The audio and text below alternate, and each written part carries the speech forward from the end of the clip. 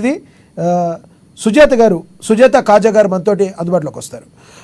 నమస్తే అండి. ముందుగా చౌదరి గారు నమస్తే సార్, గుడ్ ఈవినింగ్. సౌండ్ అంటే కొంచెం పెంచుతారు సార్, వినపడుతుందా నా వాయిస్ ఇప్పుడు?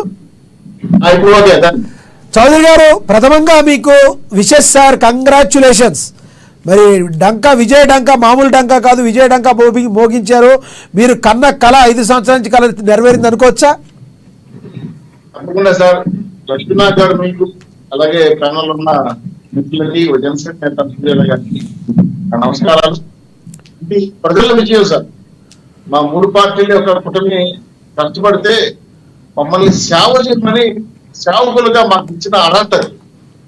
పాలకుల్లాగా జగన్మోహన్ రెడ్డి లాగా నియంత్రణ పరిపాలన చేస్తే మళ్ళా 2 చెప్పలు పాయించి గుర్తు పెట్టాలని కత్తికి కూడా ఈరోజు రాష్ట్రంలో పూర్తి స్థాయిలో విధ్వంస రాజకీయాలు రాసి, ఒక రకంగా చెప్పాలంటే ప్రజల్ని హింసించి రాక్షస పరిపాలన చేసి, మీలాంటి జర్నలిస్టులు ఎవరైనా ప్రశ్నిస్తే వాళ్ళ మీద కేసులు, ప్రతిపక్షాలు ఏమైనా మాట్లాడితే హౌస్ అరెస్టులు, ఎఫ్ఐఆర్, పార్లమెంటరీ నోటీసులు. అంటే ప్రజలు ఎవరు కూడా తిరగబడకూడదు, కార్మికులు కూడా నిరసన తెలియజేయకూడదు. నిరసన తెలియజేస్తే వాళ్ళు అరెస్ట్ చేస్తారు. రైల్లో ఉంటే రైల్లో, బస్సులో ఉంటే బస్సులో. కానీ నాకు తెలియక అడుగుతున్నాను, 60-74 ఏళ్ల వయసులో ఈ రాష్ట్రం కోసం కష్టపడిన ముఖ్యమంత్రి, మాజీ ముఖ్యమంత్రి, నూతన ముఖ్యమంత్రి, ఆయన శాసనసభలో సమస్యల పేరు మాట్లాడుతూ ఉంటే జగన్మోహన్ రెడ్డి ఆయన వయసులో సగం లేదు, ఆయనకి వయసులో సగం లేదు ఆయన జీవితం. ఆయన బుద్ధి ఉందని అడుగుతాడండి. కొంచెమైనా బుద్ధి ఉంది ఈ మనిషిని అడుగుతున్నాను. ఐనాట్ 175 సీట్ల, వైనాట్ 175లో ఆ పక్క ఒకటి, ఈ పక్క ఫైల్ తీసేసి మధ్యలో ఓటు పెట్టిన సంఘటన పట్టింది. మొత్తం 11 సీట్లు ఇచ్చి మిమ్మల్ని దిక్కుమాలి పార్టీగా ప్రతిపక్ష హోదా లేకుండా చేసినా కూడా ఇప్పటికీ కూడా తలపుచ్చుకోవడానికి నేను ప్రెస్ మీట్ పెట్టాడు. మగవాడిగా ఏడుస్తున్నాడు. నేను ఎందుకు పడిపోయానో నాకు తెలియదు, దీని వెనకాల ఎవరో కారకులై ఉంటారు, దేవుడు తెలిసే విషయాలు. అంటే నిర్మోహమాటంగా తప్పునప్పుకోవడానికి కూడా ఈ ముఖ్యమంత్రి, సైకో ముఖ్యమంత్రి, మాజీ ముఖ్యమంత్రికి ఇష్టం లేదు. ఈ రాష్ట్రాన్ని దోచుకోవడానికి వచ్చాడు. అడ్డదుడ్డంగా ల్యాండ్, సైండ్, మైండ్ దోచేసుకున్నాడు. లక్షల కోట్లు సంపాదించేశాడు.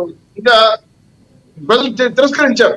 ఇంక మాకు అవసరం లేదు, ఒక ఛాన్స్ అయితే ఈ రోజు రాష్ట్రానికి రాజధాని లేదు, ఇప్పటి నుంచి మాకు ప్రతిపక్షం కూడా లేదు. ఇంత దుర్మార్గమైన పరిపాలన చేశాడు జగన్మోహన్ రెడ్డి. ఒక రకంగా చెప్పాలంటే పేదవాడు కంట్లో రక్తాన్ని తాగాడు, గుండెల్లో స్థాయి చేశాడు. ధరలు అనేక రకాలుగా హింసించి, ఒక రకంగా చెప్పాలంటే మాకు సంక్రాంతి అలాగే దీపావళి నిన్న 4వ తారీఖు వచ్చిందండి. ఈ 5 ఏళ్ళు మాకు సంక్రాంతి, దీపావళి లేదు. మొట్టమొదట 4వ తారీఖు ఈ రాష్ట్రానికి విధ్వంస రాజకీయాలు విడుదలైన తర్వాత నరకాసుర వధ జగన్మోహన్ రెడ్డి గారి ప్రభుత్వాన్ని దించడంతో మాకు సంక్రాంతి పండుగ వచ్చింది అని ఫీల్ అవుతున్న రాష్ట్ర ప్రజలకి ఊపిరి పీల్చుకున్నారు. జనసేన, తెలుగుదేశం పార్టీ, బీజేపీ కూటమిని ఆశీర్వదించారు, మా వైపు నడిచారు, మమ్మల్ని దీవించారు. ఇప్పుడు పరిపాలించమని చెప్పి సేవకులుగా హక్కిచ్చారు. ఈ విషయాన్ని తెలియకుండా జగన్మోహన్ రెడ్డి గారు 150 సీట్లు ఆయన జన్మలో ఊహించడండి. అటువంటి మెజార్టీ ఇస్తే రాష్ట్రానికి రాజధానిలో కొనిచేసేసాడు. ఇంకో విషయం సార్ మీకు అర్థం కావాల్సింది ఏంటంటే, ప్రజలెవరూ కూడా నిరుద్యోగ సమస్య బాధపడుతుంటే మీరు మీ పలానా సమస్య ఫ్యాక్టరీ వస్తుందయా, మీ పలానా ఉద్యోగిస్తుందని చెప్పిన సందర్భం లేదు. అలాగే వాళ్ళ ఎమ్మెల్యేలు, మంత్రులు, స్థాయిలో నాయకులు ప్రతిపక్షాన్ని తోలనాడారండి. ఎలాంటి మాటలు మాట్లాడాలి మాట్లాడారు. ఒక ముఖ్యమంత్రిగా ఇది తప్పని మాట్లాడలేదండి. చౌదరి గారు మీరు చెప్పిన కరెక్టే. చౌదరి గారు ఒక్క మాట గతంలో 2019లో టీడీపీ పార్టీ ఏవైతే కొన్ని తప్పులు చేస్తుందో అవి ప్రజలకు నచ్చక వైసీపీ పార్టీకి అధికారం ఇచ్చారు. వైసీపీ పార్టీ ఆ తర్వాత ఏం చేసిందో అది జనాలకు అస్సలు నచ్చక అంతకంటే ఎక్కువ సీట్లు ఇచ్చి మళ్ళీ మిమ్మల్ని శాసనసభకి మిమ్మల్ని ఎక్కువ మందిని పంపించారు. ఈసారైనా ఎటువంటి పరిస్థితుల్లో ప్రజలకి నమ్మకం కలిగేటట్టు మీ ఎన్డీఏ కూటమి ఆంధ్రప్రదేశ్ అభివృద్ధి ధ్యేయంగా పనిచేస్తుందా? ఎందుకు వ్యక్తపరిచారు? ముందర 709 మంది కార్యకర్తలు కోల్పోయారు సార్. మాకు అభిమానులు ఉంటారు, ఏపీలో మాకు బీపీ పెరిగితే మమ్మల్ని కొడతామని చెప్పి పుట్టించారు.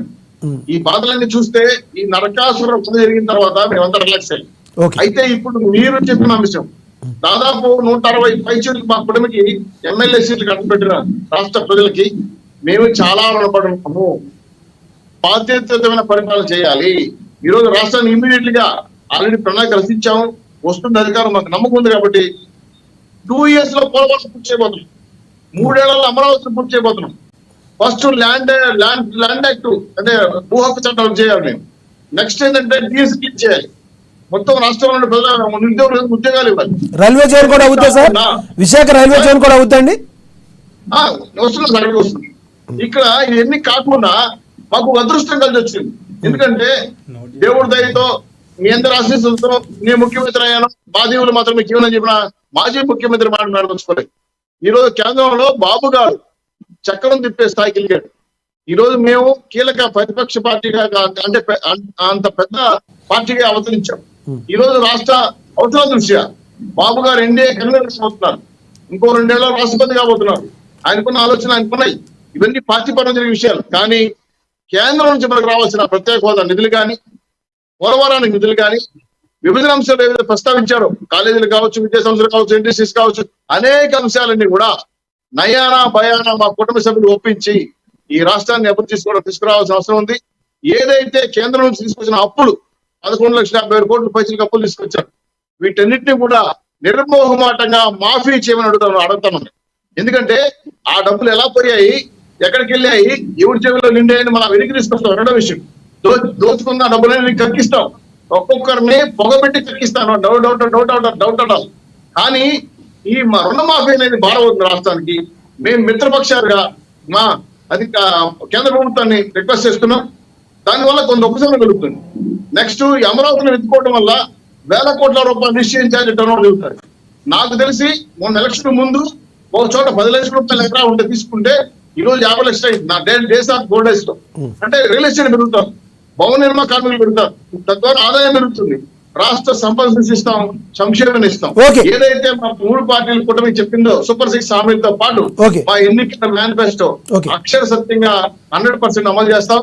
ఇది కాకుండా ఏదైతే మమ్మల్ని గెలిపించారో, ఇన్ని సీట్లు ఇచ్చి రాష్ట్రాలు మమ్మల్ని గెలిపించారో, నాకు బాధ్యతతో పాటు ఈ రాష్ట్ర పౌర హక్కుల్ని, లా అండ్ ఆర్డర్ ని, మహిళలు సార్ ఉమెన్ ట్రాకింగ్ తో కొన్ని 100 మంది 1000 మంది రాష్ట్రంలో తొలగించబడ్డారు. ముందు మహిళల రక్షణ కల్పించాలి. ఈరోజు రైతులు ఇరిగేషన్ ప్రాజెక్టులు ఒకటి కూడా పూర్తి కాకుండా 1 ఎకరా కూడా పండించలేక పంటలు నాశనం అయిపోయి ఆత్మహత్యలు రైతులతో మొదలుస్తాను, కౌలు ఆత్మహత్యలు ఓడిస్తాను. ముందు ఇరిగేషన్ ప్రాజెక్టు పూర్తి చేయాలి. దీంతో పాటు రైతులు, నిరుద్యోగులు ఉద్యోగ అవకాశాలు కల్పించి కేంద్ర ప్రభుత్వం తక్కువ నీళ్లు తీసుకొచ్చి రాష్ట్రాన్ని మళ్ళీ స్వర్ణాంధ్రప్రదేశ్ గా అభివృద్ధి చేయాలి, సన్ రైజ్ ఆంధ్రప్రదేశ్ అభివృద్ధి చేయాలి. భారతదేశంలో 29 రాష్ట్రాల్లో నెంబర్ 1 వచ్చే బాధ్యత బాబు గారు తీసుకున్నారు. విజయనగరం ముఖ్యమంత్రి ముందుకు వస్తే పెట్టుబడి తరలి వస్తారని నమ్మకం దేశవ్యాప్తంగా, ప్రపంచవ్యాప్తంగా పవన్ కళ్యాణ్ గారు కానీ, బాబు గారు కానీ, మోడీ గారు కానీ ఈ దేశం కోసం, ఈ రాష్ట్రం కోసం ఖచ్చితంగా పనిచేస్తారని నమ్మకం నాకుంది.